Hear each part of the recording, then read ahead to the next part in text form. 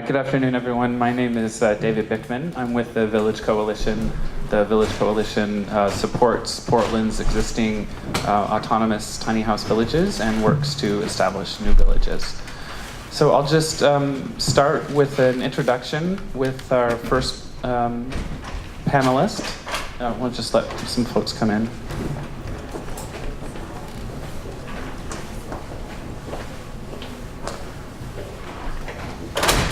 Sergio Palleroni is a professor and fellow and director of the new Center for Public Interest Design at Portland State University. He has worked on sustainable architecture and community design in the developing world since the 1980s, both for not-for-profit agencies and governmental and international agencies such as UNESCO, World Bank, and government agencies worldwide. His work with students has received numerous national and international awards, including the 2011 NCARB Prize for Creative Integration of Practice and Education, the 2005 U.S. National Design Award from the Smithsonian and White House, the first USGBC Education Award in 2008, the 2013 National AIA Latrobe Prize, the 2017 Curry Stone Prize, and in 2015 a finalist for China's Tang Prize in Sustainability. And Sergio is going to give us an update of what he's been up to lately. I'll hand it over. Thank you. Okay.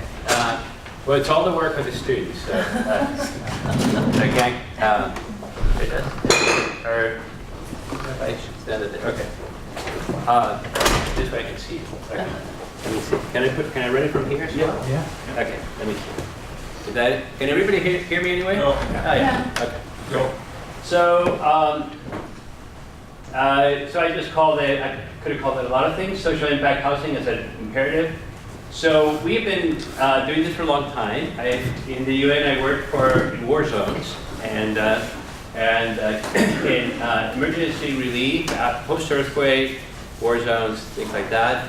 And we got interested. A group of us got interested in how there could be a communication associated to this this kind of implementation of housing, the development after traumatic event, and that's what we realized that the framework for the World Bank or the UN, which was our main contractor, and then we're going to do it. So we spun off and joined academies and tried to think of a good engineer for the education out. So I've been working as an educator, but myself and 21 other people who were part of our team have now embedded in universities from Asia to Europe, and we continue to collaborate under the rubric of something called the BASIC Initiative, Building Sustainable Community Initiative. And we've, over the years, have had been in different institutions, but we continue to come together like the League of Justice, kind of. That's what we think, on certain projects. And one of these projects, I'm just very quickly from recent times, because these are all projects that are currently going. This is, I was in Texas before coming here, University of Texas, and as was my colleague here, and it is typical our project, single women, which are basically houseless in the Sonoran Desert. Some of the worst conditions I've ever seen in the world, right against the US border, the Yaqui, very extraordinary people.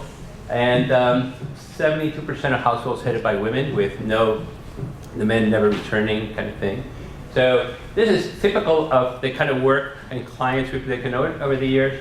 And I put this project because it was a project in which we realized we needed to work with the private sector. This is actually like we've been using foundation money, et cetera, and we realized we needed to do public-private initiatives around 2004, and that became transformative.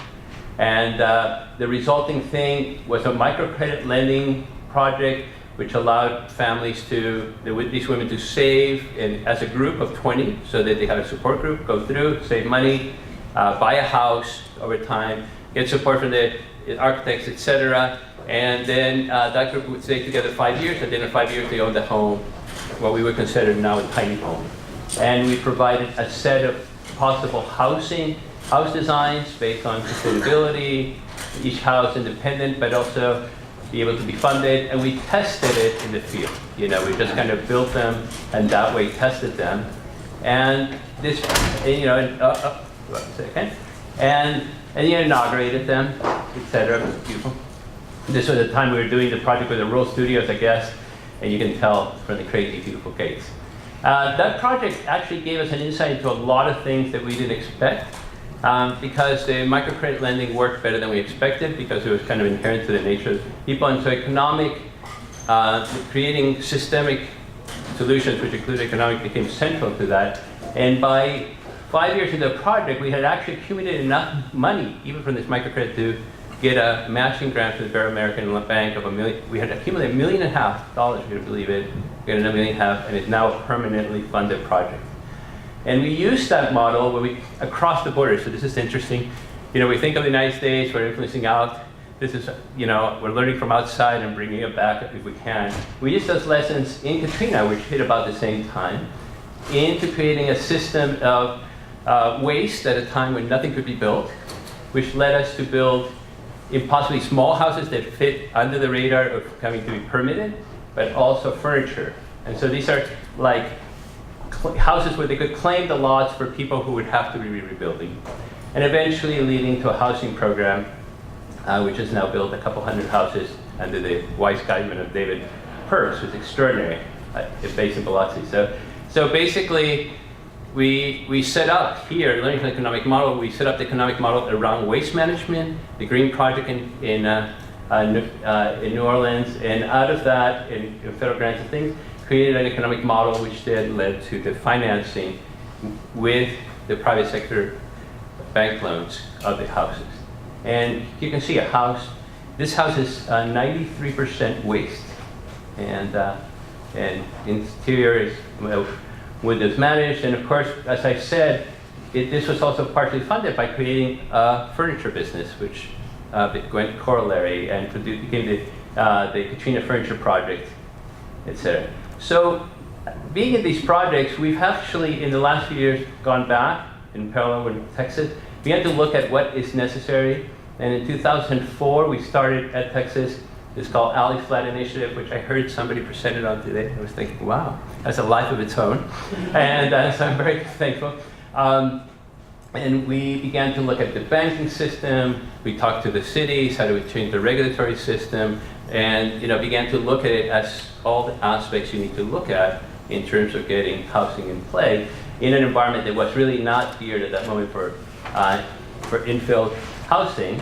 And by the time I left, we had built 2 of these houses, but we were having some problem as follow-up because, in a sense, the challenge we were having is that, Austin was in a boom, and there was so much pressure on development that it was hard to implement small houses, even though they serve the kind of larger social need. In parallel, because we have about 8 projects in parallel. When I was at the University of Washington, we started American Indian Housing. So part of the story and lessons learned, I have to give credit to American Indian Housing, which this last year is our 23rd year of doing sustainable housing in tribal areas of the Central Plains. And a lot of the techniques about how we incorporate a community into the building process have come from that, and the social practices that we use. So I'm going to go to something that David has been our godsend in, this POT initiative, which is an effort to, within the city, and this is a diagram that one of our graduate students created, which actually describes the kind of process by which we take these lessons learned from these range of things, and we stepped into what was essentially at that moment a kind of stalemate in the city, of the city feeling like it couldn't move forward in the houseless crisis, the homeless crisis, which was really basically a crisis of houselessness. And it reached a crisis state last year. And there seemed to be no movement. They allowed them to camp, and then people resisted the camping because, of course, there was no way to once you give people a place, how are you not going to give them the right to begin to settle it? So we stepped into this and began to actually act almost as curators and facilitators and architects to the houseless community that had kind of organized themselves into a kind of congress, deeply informed by the Occupy Wall Street movement, in where they had begun to get organized into a kind of what I would call a deep democratic process. And it's really what this is this is one of 20 diagrams we did of how the process went, and we just basically said, okay, what happens if you could become true clients in this process, and we sit down with you, and we figure out what your program is, what your needs are, etc. And then we take that to in front of architects throughout the city, people who at heart would like to address your issues, but you would never have exposure to, and then put that before the authorities and get support, through political will, by exposing the issues, and then take that into seeing if we can challenge the authorities to fund it, and then of course we would have to go to the community to decide who would house this community, and then finally getting it built and in place with the help of the community, who by then would be a co-author with us. And that's exactly what we did. Here we see Josiah and others, people throughout the city. We sit down the big name firms in town, and if you are part of the Houseless community, you would recognize from the photographs the members here, as well as and seeing leading designers from SRG and other firms in town, DGF, etc., who sat down and took part of this process. And it was transformative at a political level, but it was also transformative because by the time the mayor said, okay, I have to show up for this, he was in kind of crisis, so this seemed to be his only political out. He showed up. I think he was impressed by the depth of conversation and by how much these leading firms that have a presence in the city had actually bought into this and said, well, why can't we make this a possibility? So that can serve. So basically sitting down, figuring out the models, and then taking those models as a kind of joint project of the entire community, and going back to the community and saying, how do we fund this? This is SRG's project, and this is one of 14 different designs that emerged out of this. And we decided as a community, of course, the Houseless community, decided that really houseless women should be the first to be addressed. Okay, and so the first village, we decided, okay, we don't want to just make these houses and put them down. The one model that has worked throughout this entire thing is that houseless people have been creating villages or communities in themselves, and they have created the kind of communities that they were denied or might have been denied socially or growing up, etc., and created a kind of social structure that is really the most durable result of this kind of traumatic result. And so we want to kind of construct them into a kind of village model. And so this is actually a photograph of us building them in the dead of winter before, but the whole process was to create 14 distinct houses that would come together as a prototype and form the first of these kind of intentional houseless communities that would support itself through their activity, through their common goals and common experience. And so here you see just a range of houses that came out of this. We did it in the oldest warehouse in the city, which before Christmas, all the builders, it was freezing. My God, never built in such a cold environment. But here you see, every house was very small, but intended to be not offer only sleep and shelter, but also a table, maybe a place for socialize. There was no two alike. Sustainability was a big issue. And they were finally placed in a community, Kenton, which is actually, I had a series of slides that I didn't have at the moment, but I wish I had here, which was in itself extraordinary because we, at the point when we had the designs of the houses done, we went in search of a community who would say, okay, we're willing to host this. And I think that this was probably one of the most extraordinary chapters of this story, because we sat down with the community and the community said, well, why us, And the mayor could have imposed it, but the mayor wanted, by now, the new mayor said, listen, we want the community, we want to change logic, we wouldn't impose it, we want the people involved in saying, how could this community become part of this, and what benefit would that have, and who are the people who will be coming into our community? So by the time we placed this here, this community had gone through 3 months of discussion, design, of what the village would do, what it would provide the rest of the community. For instance, one of the results, they said there's a community kitchen, there are gardens that can be shared with outside community, there's a common space which used to be a wasteland that's now can be shared with the rest. So there was a kind of give and take, which in the end resulted in one of the most traumatic votes. The mayor got up there, it was like a 1930s black and white, populist movie, and at the end the vote came in, 2-to-1, which we were just like, I think we were all in tears by then, which actually, in itself, the fact that we had gone to this vote was transformative for our community in Portland, because the fact that the community had stepped forward, was reluctant, had been won over, became a participant, became a promoter, and became willing to host it, to us has changed the game. This is we have common facilities like kitchens and bathroom facilities.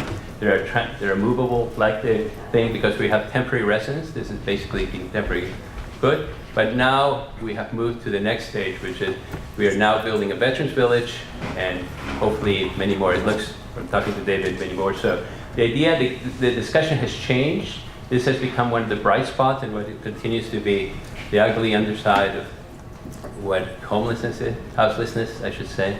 And I think that for all of us, it's kind of become a thing where, which is kind of embodiment of everything we've learned in this trail, the educators and being out there and being engaged, which is that it's a complex issue, and it's not just the house that's going to solve it, but it's this kind of process of systemic change, which is based on a series of human resolutions where people gain knowledge and gain respect and gain a consensus through the process. So I think that's been the central lesson for myself and my students. Anyway, thank you.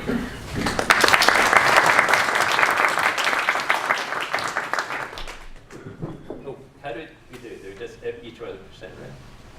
Yeah, we'll do questions. Okay, sure. Thank you, Sergio. So hold on to your questions for Sergio, and we'll have Q&A after all three presentations. So I'd like to introduce now Mary Lee. Mary is the director of the Multnomah Idea Lab. The Idea Lab is part of the Multnomah Department of County Human Services and is charged with seeking policy and innovation within the human services and government sectors. The Idea Lab seeks to positively change community conditions resulting from poverty and racism by practicing human-centered design, seeking out critical thinking and research, and conducting applied research tests in the real world. Thank you, Mary. Thanks. I'll apologize ahead of time. I'm right on the edge of whatever's going around, so my voice is not a necessarily pleasant thing to hear. I just want to appreciate having heard your presentation first, because there are so many parallels to our own learned and lived experience at the mill in engaging with this accessory dwelling unit project that we've been engaged with. So many parallels, particularly around the human-centered design piece, and then the critical thinking, and then testing it out in the real world. So let me just say, I'm a bureaucrat, and I'm a proud bureaucrat, and oftentimes I don't think that shows up in these spaces very often, but I want to make a point about that. I think we're an important part of this conversation, even as I understand that oftentimes folks in the community are organizing against what they see as government inactivity or unwillingness to move forward. So we started to have a conversation in the mill. Thanks for you saved a lot of time for me to describe the mill. But we looked at the situation that we had in front of us locally, which is we have tripled and in some places quadrupled the number of shelter beds in our community. And shelter is life-saving, and it is horrible living for anyone, but especially for children. But we've quadrupled the number of shelter beds in our community, and we're on pace to do more. We've made unprecedented investment in building affordable housing. We have the housing bond, we have the state funds. There's just a significantly larger amount of funding available to build affordable housing. But oftentimes that housing takes 18 months to 2 to 3 years to come online. So we started to ask ourselves, what's in the middle between shelter and affordable housing?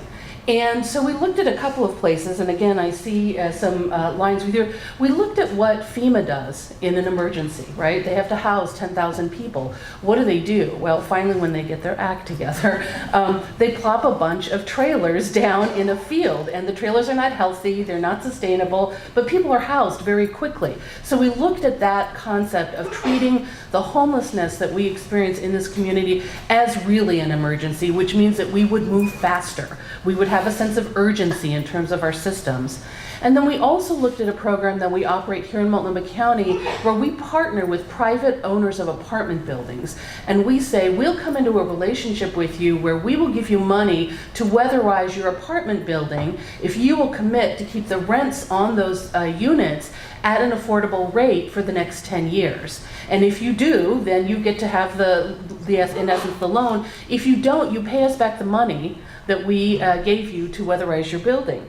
And so when we looked at those two proven programs and then talked about where was available space, I think the village concept is so wonderful, and it provides that sense of community that I think we are all, whether we're in houses or not, looking for and supports us. But there's not a lot of large areas of ground available in the inner city any longer.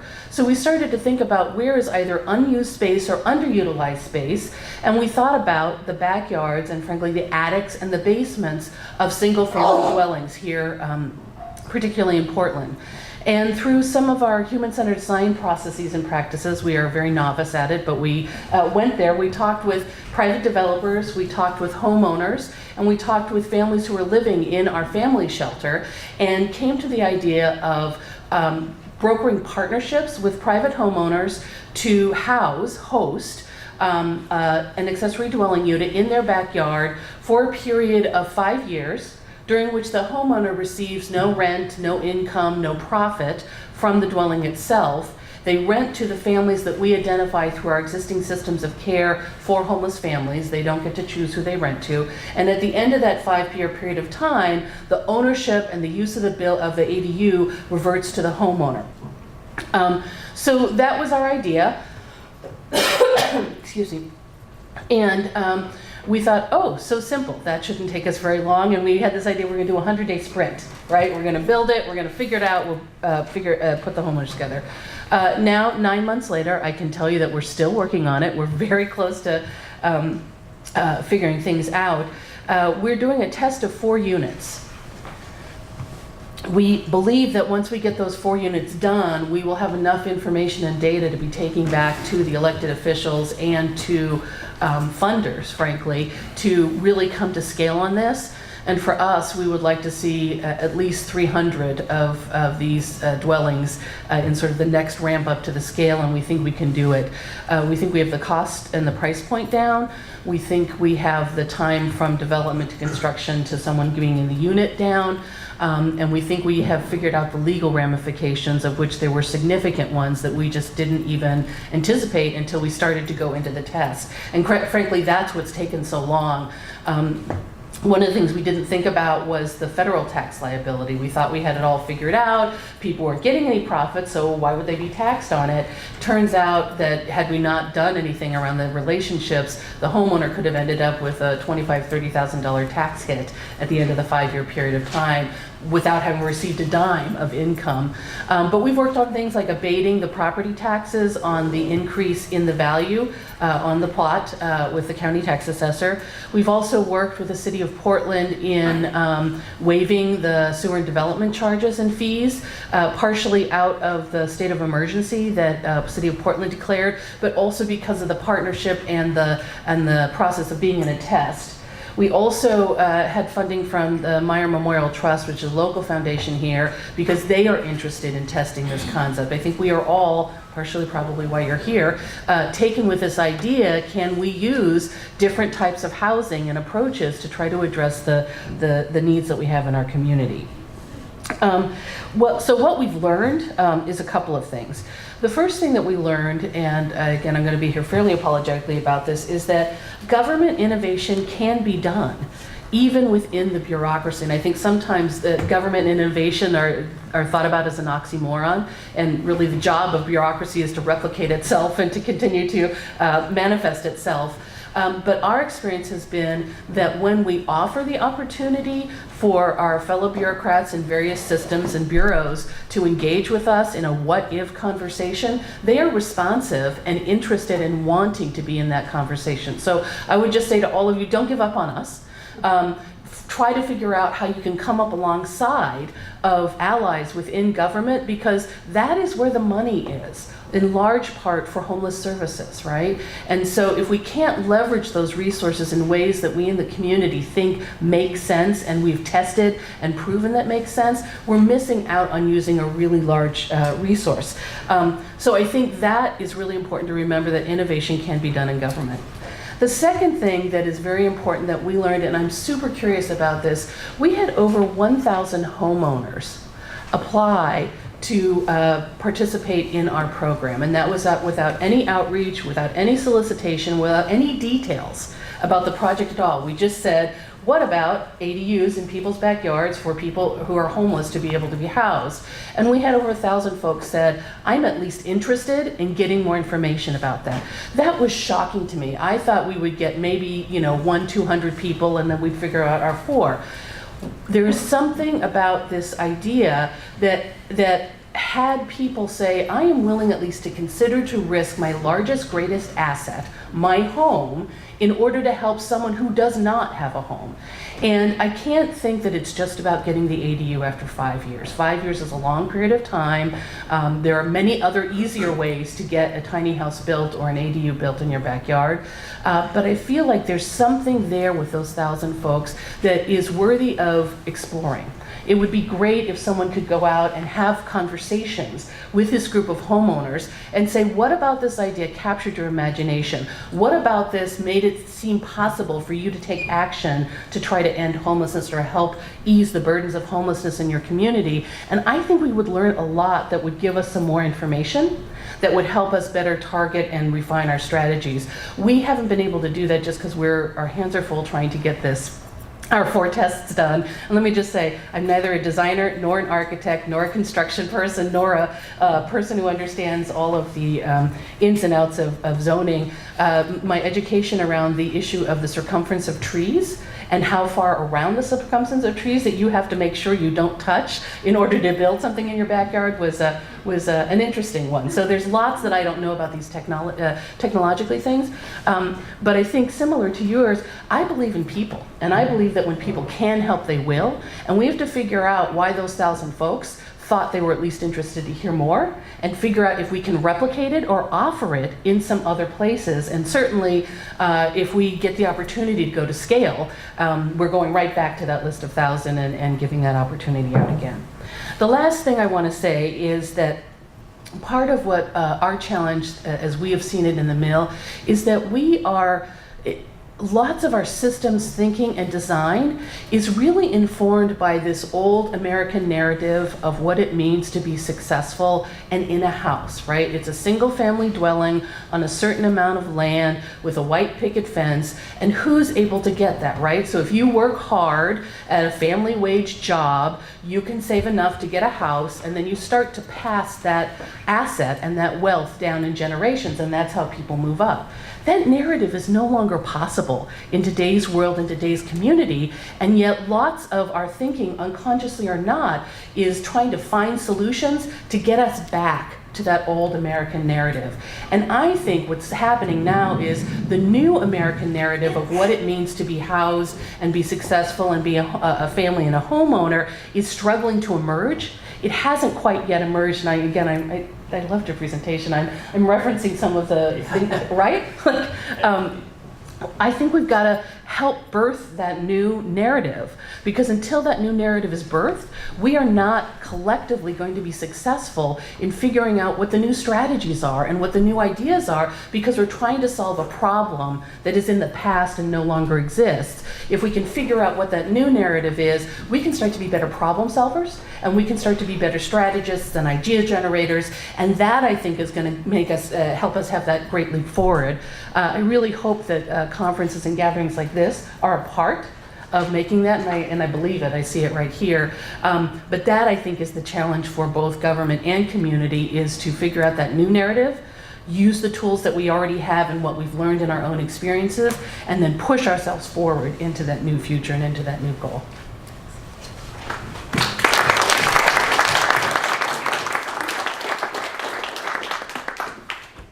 Thank you so much, Mary. And Finally, I will now introduce Scott. Our Scott Mitchell is owner and principal of Gigante AG. If I pronounce that. Gigante, doesn't matter. Okay. A Los Angeles design, build, and fabrication consulting firm. He has worked for Gary Partners, Morphosis, Bestor Architecture, and Atelier van Lieshout in Rotterdam. Early in his career, he worked as both a laboratory machinist and engineering fabricator. His work has appeared in Fast Company, Architectural Record, the LA Times, Wired Art News, Artforum, and Dwell. Scott has exhibited at High Desert Test Sites, Vox Populi Gallery, and Socrates Sculpture Park, where he was a Socrates Emerging Artist Fellow in 2006.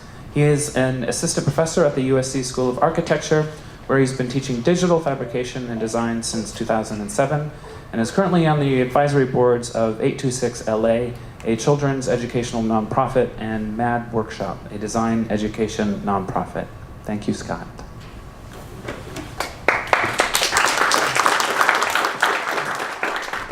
A lot of nonprofits. How do I pull this up? Just error. Oh, it's one PDF. Good. Yeah. Got it. So my background is in fabrication, and I sounds like a lot of nonprofit work as well.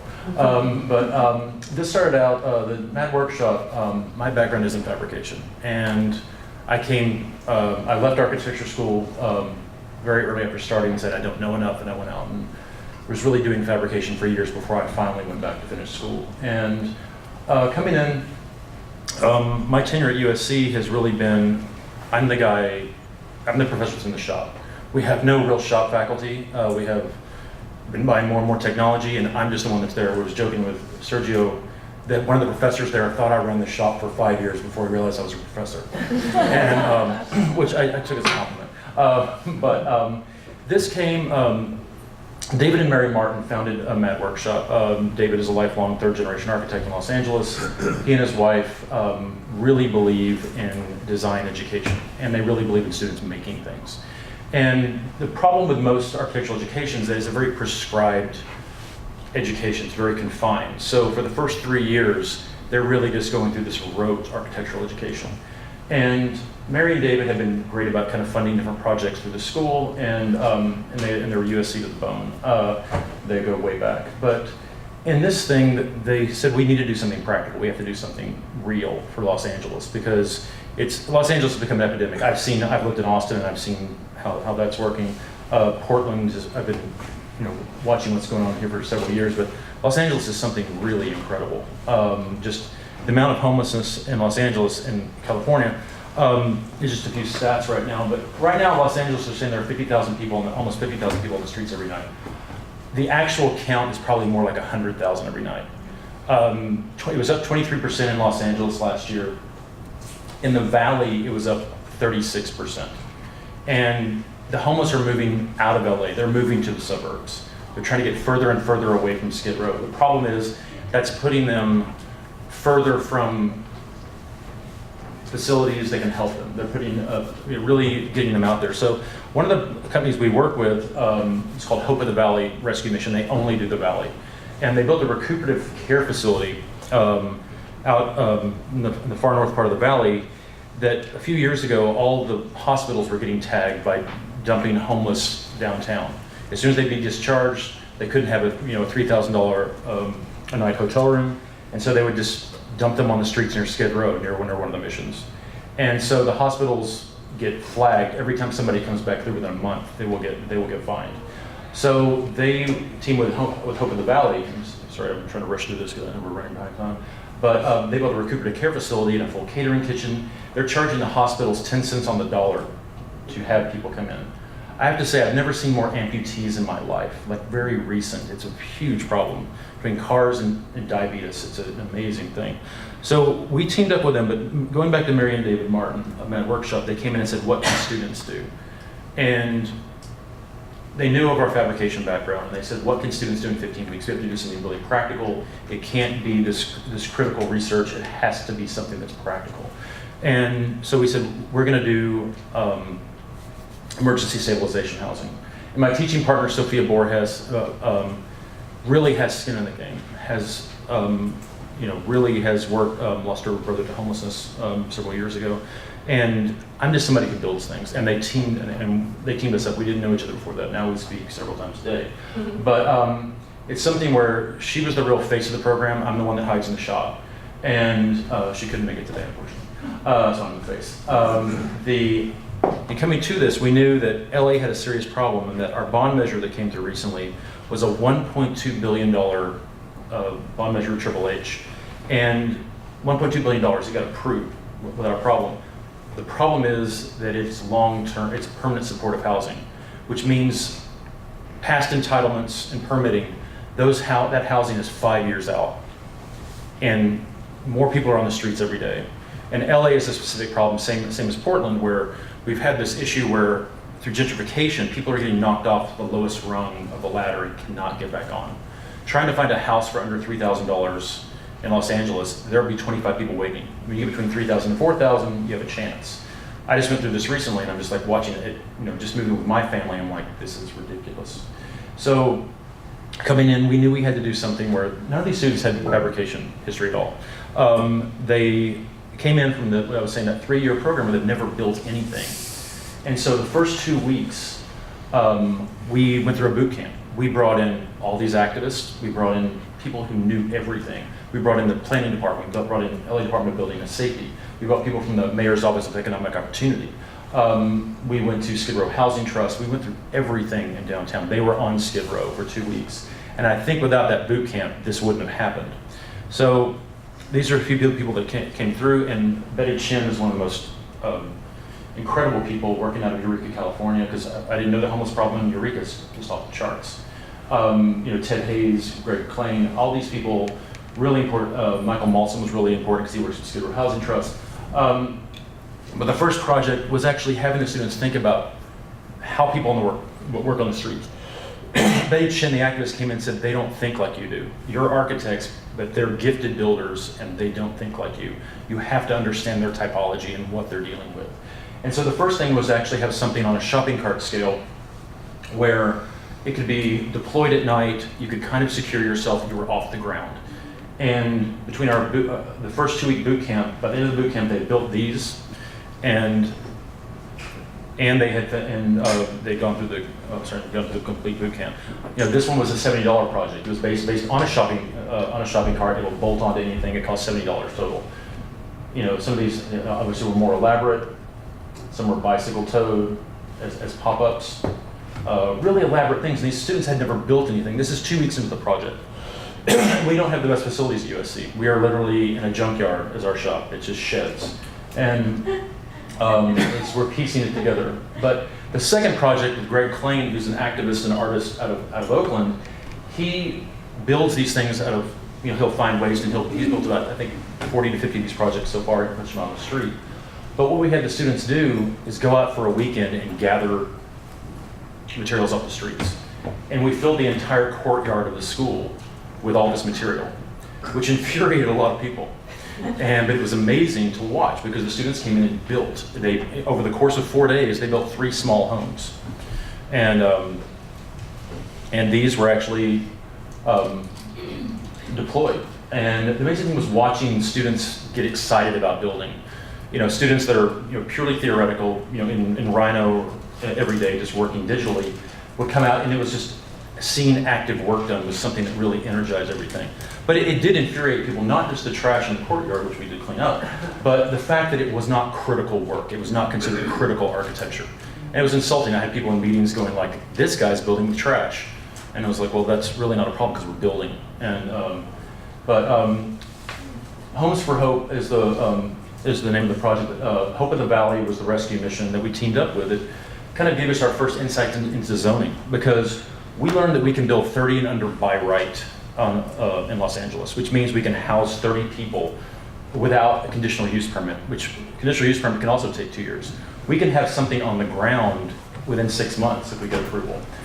And everybody throws out shipping containers are the way. I have to admit, my entire master's thesis was about shipping containers. I don't want to talk about it right now. Because I was a welder, I was a structural steel worker, and I'm just like, I built shops and containers. They're wonderful things. But LA is the hardest place to build. The seismic, fire, everything you have to go through is really incredibly hard.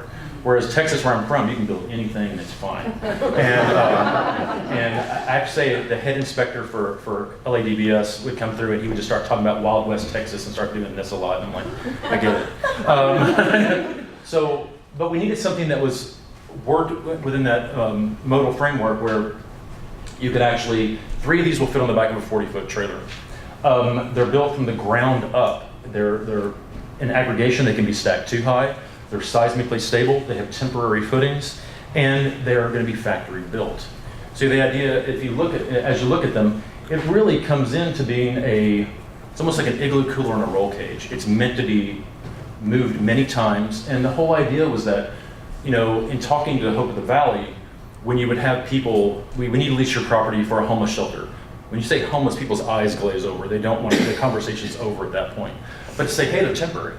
They look very nice, they're temporary, they are completely movable, they're stackable, we can be in and out within 2 to 3 weeks, everything's staged in, staged out, we can be off the grid. Depending on the amount of time we have there, we can actually either, based on the time, whether we tie into city services or we are completely off the grid. But it is a 30-person village. The first project was supposed to be a home for senior women. But we could create these villages. And the thing is, it's a dormitory style setup, and that's how we have to work. Is that, each of these units is 92 square feet. They have just like a built-in, everything's CNC cut, everything's meant to be rapidly repaired, replaced. It's very cheap. It's clad in structurally insulated panels in this steel moment frame. So all the furniture is cut Baltic birch. So if something's damaged, people stay. I'm trying to run very quickly. 90 to 180 days to stay. It's basically to stabilize you before you move on to more permanent housing. But the dormitory style setup is that we don't have a kitchen, which is one of the greatest things, is that the only connections for these things, fire suppression system, there are centralized bathrooms, and all the food is delivered every day because Hope of the Valley, as part of their recuperative care facility, built a 4,000 meal a day catering kitchen. And so this is already established. But we knew that we could do, Sophie and I knew that we could do something in 15 weeks. We did not realize where it would go from there. The school has never received more press than this. We won an innovation award from Fast Company magazine. The mayor's office, the mayor suddenly realized who we are. The university found out about this after the fact and were like, we have a homeless initiative and we haven't done anything about this yet. So now the city is now pressing, because there's no money for this thing, the mayor's office has been trying to raise private funds for us. We've already met with the manufacturers. We know that our cost estimates are within a margin of error. It all works. But it's this thing of like, now we're kind of, you're saying like students had never built before. And now they're actually, the final prototype was built in less than 2 weeks. And it's a full-scale functional prototype. It's clad in anamalized aluminum to be repaired very easily, has 3 operable windows. And the key, no pun intended, the key is the key. That you're handing somebody a key. They can actually go inside, they can stabilize their lives, they can lock the door, and it's their place. And I want this thing in my backyard. And I really do want this thing. And but how it works on this level, I mean, every time, this is our prototype, it's out at Hope of the Valley Mission, and every time we're there, the people are like, when are you gonna build these things? And if somebody gave us the funding, I'll run back real quick. If somebody gave us the funding, we could be putting these out in 6 months. Because we have to go through state HCD, we have to have third-party plan check, but as they leave the factory, they are ready to go to site. But right now we are in a bureaucratic battle. I know you're a bureaucrat. But we are in a bureaucratic battle where the city loves it. The mayor's office loves it. I mean, Mayor Garcetti keeps photobombing us at events, and we're like, and then we just finished a book about the whole thing that comes out in January that Garcetti wrote the forward to, so his name's on it now. But no one knows what to do. And the other day we did find out, I started getting emails from the planning department, who's been very helpful throughout the entire process, going, this large firm is doing exactly the same thing. And I'm like, oh no. So then I found out through a former student who's at the large firm that we're the precedent. And they're basically 2 months into copying us exactly because they have all the money in the world. But the point is, students can do something. It's like 15 weeks. We did this in 15 weeks. We basically built, 5 shopping cart prototypes, 3 small houses, which the city destroyed within 3 weeks once they were deployed, Yeah, Ellie's vicious. And the university had to have a complete sign-off, like, we are signing these over to the artists who came to the workshop, and we want nothing to do with them. They were destroyed, but now it's something where it's this hot commodity where the mayor's office has now come back to the university, because USC is the largest private employer in Los Angeles. So it kind of creates a strange thing where, like, we've had a dean transition. Our new dean seems to support us very openly, but it's suddenly like USC is like, Los Angeles is like, USC has to help. USC is part of the problem. And USC has a huge initiative, of homelessness. We just happen to do something that actually worked. We surprised everyone. Like, no one expected this. We expected something good to come out of it, but the amount of attention we've gotten out of this has been great. These are 2 test sites. This one is in Chinatown, Los Angeles. This is a elevated railway coming out of Union Station. This spot they gave us is where they park all the wrecked police cars, and Los Angeles has an amazing amount of wrecked police cars. But it fits. Any site 5,000 feet and over, we can aggregate, we can fit there perfectly. So this one's Chinatown, works out very nicely. And one of the plan people came and said, "Oh, it's nice. It's not too architectural. We like this. It doesn't look too permanent." And I'm like, "Thank you." This is in Koreatown. This is more of a residential area. And the thing is, these were our tests. We had to do proof of concept for the city that they threw 2 sites at us. So now the city's offering us property. And because there's so much property that they own, that even if it's in development, if it's entitlement for 2 years, we can stay there for 2 years. But we realized that it doesn't really fit into this kind of neighborhood, the density. That the kind of Chinatown, more border industrial areas, which Chinatown is being redeveloped rapidly, seems to work more because it's more adjacent, like, to public transit. And that's one thing with this, like, it's in a residential neighborhood. So we can put this there without asking, but the backlash from the community can be large. They can't stop it, but we don't want to infuriate people. Sorry, there's a lot more to say, but I'm sure I should stop now. Is that right?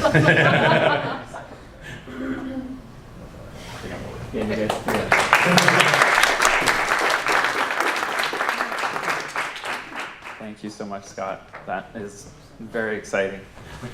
So we do have some time for questions and discussion.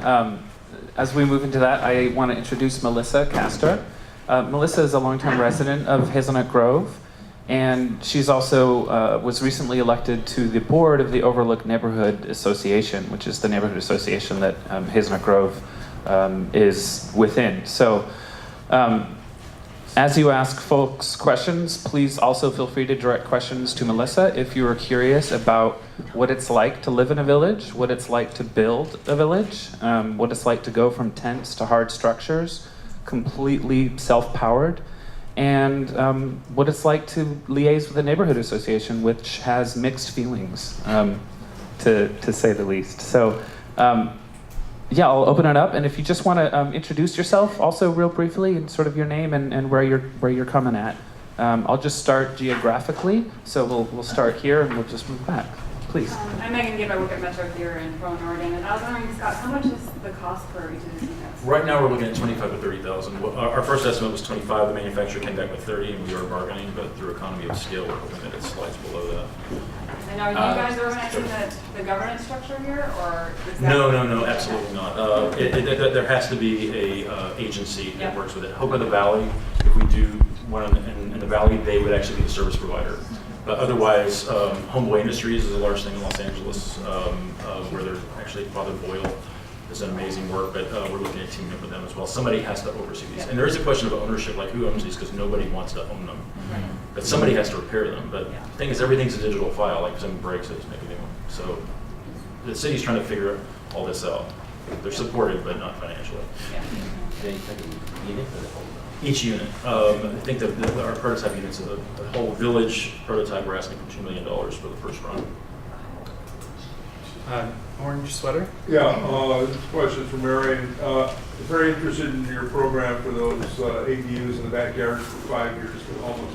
And I wanted to get more information. Can you give me the name of that program? I can Google it, or the name of your lab, your idea lab, that I can Google and get more information about this. For information about the project, which is called A Place for You, we have an incredible nonprofit partner, Inhabit, and they're here at this conference, and they're also presenting. You can go to their website And I believe you can sign up for further information as it gets made available. So Inhabit. What I'll Google is a place for you. Yeah, a place for And then you. I'll Google, what's this other one? Inhabit, Enhabit. And you can find us at the Multnomah County website, Multnomah ELI. Okay. Thank you. Hi, my name is Martin Gruber. I'm a real estate broker, but I'm going into prefabricated ADUs in people's backyards, and I'm based in Vallejo, California, which is in the outskirts of the Bay Area. And first of all, I wonder about this idea of doing things that are deliberately temporary. Are you also trying to work on something that's more long-term? Because I don't think that the problem's going to be gone in 5 years. And I do see in 5 years you have a problem of you're either breaking your word that this is temporary or you're kicking homeless people out of those homes. And neither of those look like good options to me. The other thing, though, in terms of the new vision, which is something you mentioned, I think part of the new vision is the old vision is you have this nice home of your own, and that is your value. But what people have found out at this point is they're pretty isolated. They don't even know their neighbors. And I think the new value is you're part of a community, and that is your value. So, but on this question of what do we do more long-term than that so we don't face this dynamic in 5 years? Our original thinking was, again, is the gap. So we figured that 5 years was long enough for these new units to get built, and the families coming into these units would then have right of first access into the new affordable housing units that are being built. What we found in doing some more exploration is that even when someone has a Section 8 voucher in our community, they don't tend to stay in the same house for longer than 5 years. Hopefully people are moving up and out, but even with their Section 8 voucher, they will churn and rotate out. So we think there will be a natural cycle because our houses are just right around 300 square feet. And that's not a lot of space for a parent and a child or a parent and 2 children. So at the moment that they are able economically to find someplace else to live, they likely will, because we've seen this in other programs. And we're going to be very transparent with families to say, at this point, this is the house that we can offer you, and we will, these houses are embedded in our systems of care for homeless families. So we have a mobile housing team that places 400 families every year into permanent housing. They will be placing families into these units as well, and they will be working with both the homeowner and the families to maintain a safe and successful tenancy. So part of that is helping the family. If they say, look, I'm ready to be done with this, and I want to move here because it's closer to my family, my kid's school, or here to my new job, the mobile housing team will be there to help support those things. It is a challenge. Tim? Hi, my name's Tim McCormick. I live partly in Portland, mostly in Oakland, and I work on YIMBY Wiki, which is advocacy for things in backyards and housing. Also do modular housing at Houseless, and work on Village Collaborative, which is like a network of village things. A question for Scott and Mary. And first of all, thank you for these wonderful, inspiring projects and comments. My question is, what on each of these projects is the biggest barrier, like, in the next year or two? Is it overall funding? Is it the capital requirements of product development? Is it local neighborhood backlash? Is it state requirements? Is it local zoning? You have to choose one. or anything, any of those. Right now, ours is fighting between bureaucracies on like who's going to pay for it, because everybody realizes it's a good idea, and so the thing is, we may lose this project. The big firm I was talking about, I'm not going to disparage them now, may be ahead of this thing. Like we did all the work in 15 weeks, but they're 2 months into it and they have deep pockets. So there's a chance that the mayor's office doesn't want that to really happen. They're supporting it, whoever does it, but they really want to establish a partnership with USC, and I think that's great. But it's I don't know how. Even though our department kind of supports it, I don't know it's going to happen again. I don't think we could ever do anything like this again. But yeah, right now, if we got the money, I really think we could be done. And because we were asking for $2 million for the first build, and then I think we were asking for $300,000 in development costs just to get through all the breakdown for manufacture and to go through all the state third-party plan check. Once we get done with the state, once the state stamps it, nobody can say no. And even kind of disaster relief, like we wouldn't have to build something to code for disaster, but there might be another variant of this that can be rapidly deployed. And I'm from outside Houston, so watching the flooding recently, I was like, I need to do something about that. But then Sonoma, I just need to do something about that. But there needs to be something besides the FEMA trailers, which are awful. But yeah, just watching a lot of that. I don't think that answers your question, but. And Mary, if you have it. For us, it was, up until this point, it's been legal. We've been working with a federal tax attorney, and she herself has said this is like 400 level tax financing kinds of things, and we think we have it figured out. I think moving forward, the biggest challenge is it's new and hasn't been done before. Once we get these 4 done, I think it's just in the same way that your ideas have caught fire with folks, I think it's going to move. The money will not be a problem. And again, it's interesting, 2 of our designs are pin-built foundation and SIP panels. Right. And those can be, once you get to scale, those can be manufactured very simply, very cheaply, and very quickly. So I think it's just the newness and the innovation of it. But once these 4 are built, I expect that we will want to go and will be able to go very quickly. I asked something, you didn't call me, but one thing that we find now, because we have one village in place, and we're now working in Clackamas with another village for veterans, which is for 30 units. And that's interesting because, as they begin to age and play, they begin to get issues like, the stability of the community, changeover, who will manage it. Because our cost is about 1/3 of yours per unit, but even though a lot of the firms work for, passive house level and stuff like that, but they are actually, the thing we're finding is the management of the village is becoming a big issue, and also David and yourself do a lot of work, because these communities need to continue to have a kind of, investment in, because people have been marginalized, people bring issues, they're not always intended to be together, so that's become a kind of a larger issue that we haven't really addressed. So everybody right now, because of the success of the first one, have been putting energy to make sure that it goes forward. Well, one thing on that is like you're saying your unit costs 1/3 of what ours costs. To modify a shipping container for LA code costs twice as much as ours. Yeah. So it's not even worth it. Yeah. No, I was just mentioning because. No, I just our made me policy think about we're that. doing. Yeah. And to get to that, I think when David would speak, this next Clackamas Village, we're building the first 15, but then the veterans are being trained. We're building a workshop where they're being trained in the building trades to build the next 15, 600. So that's the one that we're halfway built. So That's great. Oh, folks, this is rough because we've got a lot of hands and we've got literally seconds before we need to be out of the room. So I'm going to say myself and hopefully Alyssa and other folks we will linger, and we'd love to have conversations.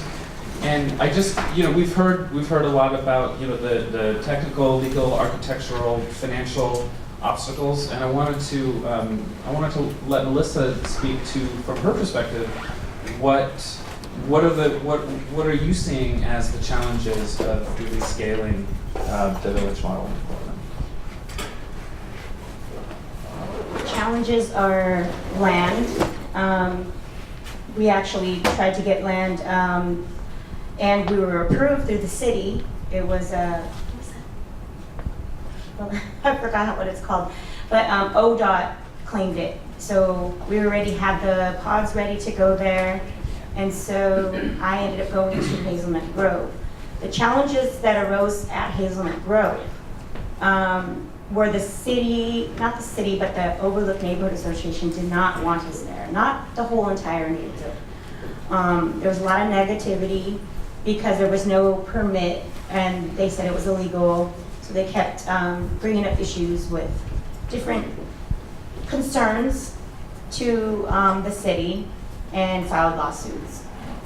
It was dropped, the lawsuits, but we've been trying to work towards a relationship with the Overlook Neighborhood Association through mediation, which fell through. But we're being elected on the board is actually I'm hoping to bridge that gap that keeps failing, so they have an open communication with Hazelnut Grove and with the city, and not have it like you hush hush here. So we have to all work together, because you can't have that separation. To make it work and to see how it works, you have to know what's happening in each section. So I'm hoping that people in the community join together and build these tiny homes so people can be safe. Because safety is a big concern because you don't get sleep. And to meet your basic needs, it's very difficult. And being in a tiny house village, we were blessed with students from TIVNU, Grable Institute as well. They supplied us with solar panels to charge our phones, and also built us a shower pod. And we have a kitchen and facility, so I'm one of the cooks. I love to cook.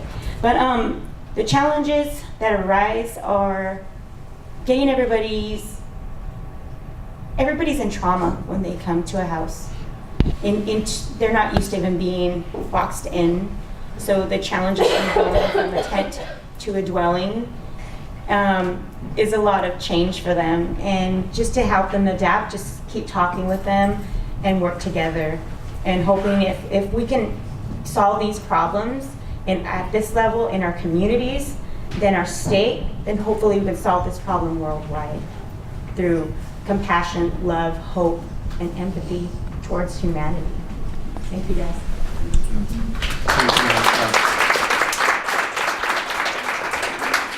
Okay, as we wrap up, I'm going to take this opportunity to do a shameless plug. If you want to stay connected with what the Village Coalition is doing, it's pdxvillagecoalition.org. And thank you all so much for coming, and come talk to us.